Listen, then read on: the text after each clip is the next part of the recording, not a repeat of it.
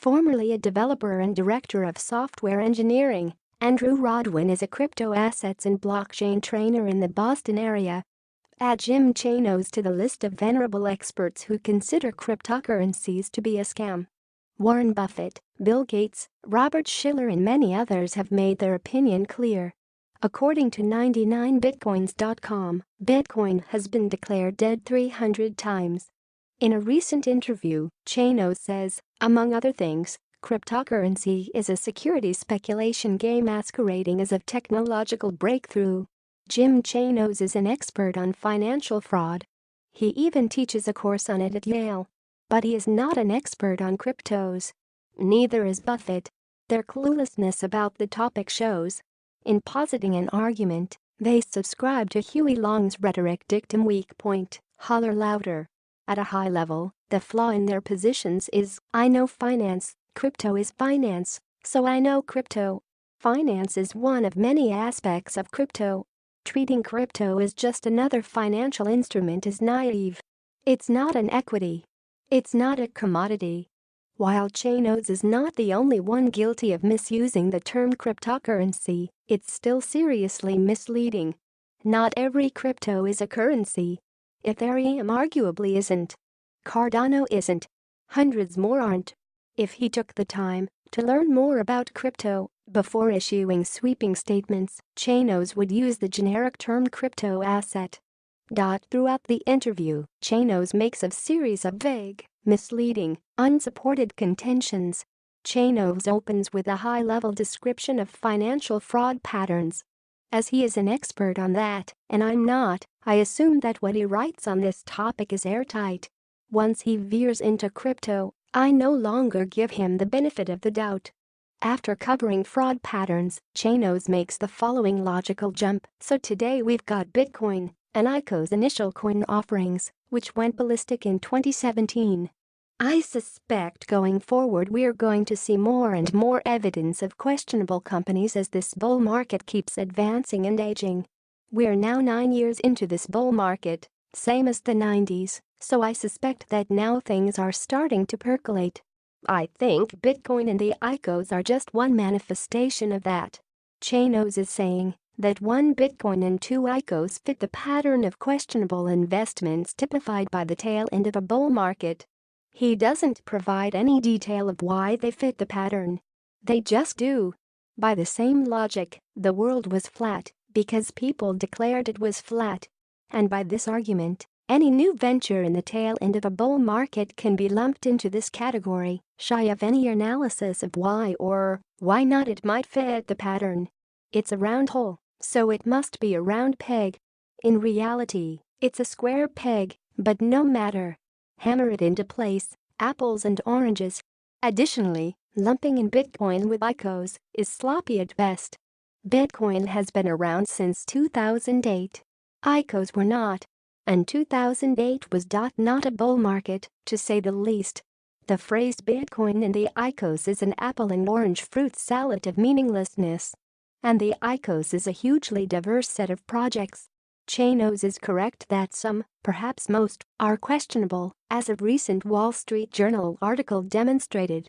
That doesn't mean they all are. When the internet took off, the dot-coms included pets.com and amazon.com. Lots of losers and some really big winners. If you wrote off the entire class, you failed to understand what was happening. Distinctions matter. Precision matters. Separating wheat and chaff is a natural development in a paradigm shift. As Chris Bernisk and Jack Tatter observed in their book Cryptosits, The Innovative Investor's Guide to Bitcoin and Beyond, cryptosits are not going through bizarre growing pains unique to them. Instead, they are experiencing the same evolutionary process that new asset classes over hundreds of years have had to go through as they matured.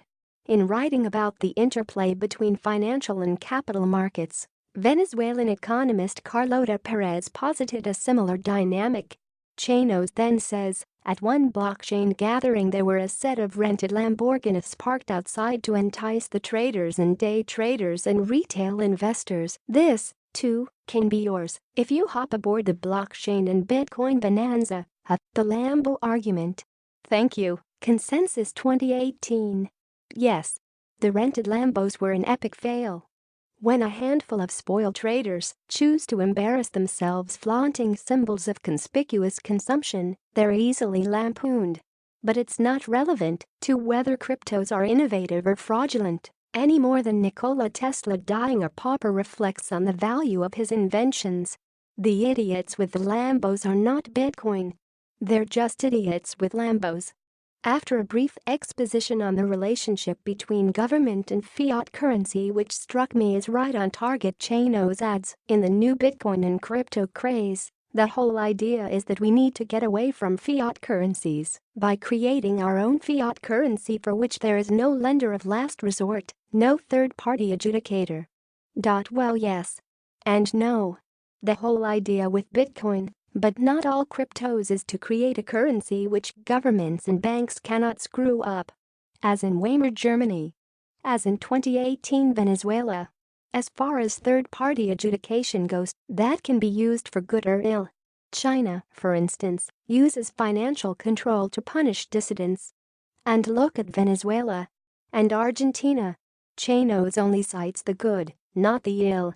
That really weakens his point.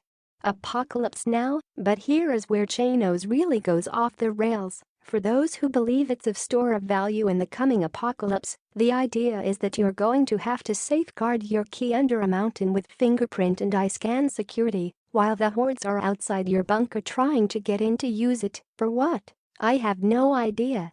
Because for those who believe that you need to own digital currency as a store of value in the worst-case scenario, that's exactly the case in which a digital currency will work the least.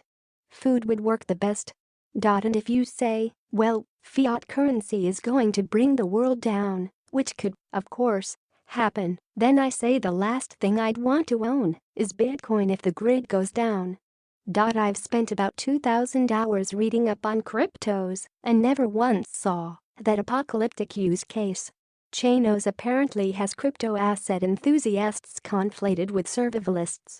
He also singles out one of the three aspects of money for which cryptocurrencies, a subset of crypto assets, are used: a store of value. They are also a means of exchange.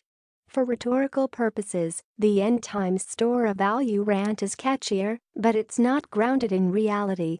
Gold is widely accepted as a store of value that is outside government control, but its use is not delegitimized if a tiny fringe hoards it in anticipation of Armageddon. The other distinction Chanos conveniently ignores is that while an apocalypse may be a binary event, economic misery produced by failed governments is not. Witness Venezuela. The people of Venezuela are not sitting in bunkers hoarding private keys, but they are using crypto assets to work around real, in-your-face, economic woes brought on by an inept government that badly mismanaged its economy and its fiat currency. Cryptos make their lives better because the government cannot screw them up other than by making a bogus national crypto that no one wants. In this environment, yes, cryptos are valuable as both a store of value and a means of exchange. Even Jamie Dimon, not exactly a crypto fanboy, saw the value of Bitcoin in a disaster like Venezuela. Just because we in the United States have not experienced this sort of catastrophe doesn't make it less real. Next, Chanos makes the common error of confusing pseudonymous with anonymous. Bitcoin is still the area for people who are trying to avoid taxation or other examinations of their transactions. That's one thing where I think it probably still has utility, but the governments have figured that out. Yes, the governments have figured it out, using tools like Chainalysis. And no, it is not the ideal area for people who are trying to avoid taxation. There are anonymous, not pseudonymous, cryptos for that, and the privacy they provide is not merely to avoid taxation. There are a host of reasons why people would want to keep their transactions private. Cynics assume the only possible motivations for wanting transactional privacy are to avoid taxes, buy drugs, or launder money. Those are reasons. They're not the only reasons. Anyone who knows anything about Bitcoin is not going to use it in the US anyway to dodge taxes. Next, Chanos regales us with a story about the hassle an investor went through when trying to cash out his Bitcoin. This is yet another blunder by Chanos. Of the crypto ecosystem is not crypto variety. The aforementioned hassle, no doubt, had to do with exchanges trying to comply with government know your customer and anti-money laundering laws. Using that story to indict Bitcoin is a huge reach and reflects a fundamental misunderstanding of the boundaries of cryptos relative to their surrounding ecosystems. If your Facebook iOS app repeatedly crashes, you don't replace your iPhone. Right on the heels of that story, as if it justifies his conclusion, Chanos closes his crypto rant with, "So this is simply a security speculation game masquerading as a technological breakthrough in monetary policy." There is no detail or analysis in the interview that justifies the conclusion Chanos reaches. And crypto assets are not a technological breakthrough in monetary policy. They are a technological breakthrough in building secure and private markets, relying on mathematics rather than counterparty trust, with transparent, immutable records not subject to a single point of failure. But to Chanos, an expert on financial fraud, because some investors treat Bitcoin like a speculative asset, and we are late in a bull market, and some morons choose to flaunt their Lambos, then Bitcoin must be a fraud. That is not rigorous logic. Willful ignorance. And this is the problem with the rants by these experts. Buffett, Chanos, Shiller. All brilliant people, experts in their domain. But crypto is not their domain. They haven't taken the time to understand it, but they weigh in, as if they do.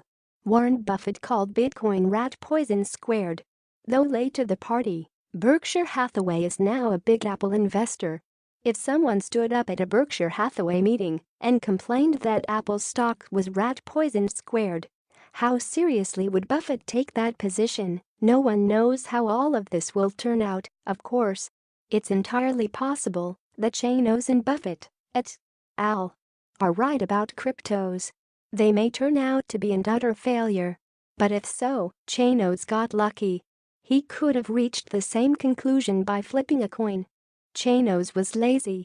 He did no rigorous logical analysis, which requires an understanding of what you are analyzing, because while he understands fraud, he knows almost nothing about cryptos. He's famous, he has been right about many things, and he teaches at Yale, so in the eyes of journalists, he's an expert. Maybe so on financial fraud. But when it comes to cryptos, despite trying to sound smart, he's willfully ignorant and lacking in humility. Image via Investors Archive. The leader in blockchain news, CoinDesk is a media outlet that strives for the highest journalistic standards and abides by a strict set of editorial policies. CoinDesk is an independent operating subsidiary of Digital Currency Group, which invests in cryptocurrencies and blockchain startups.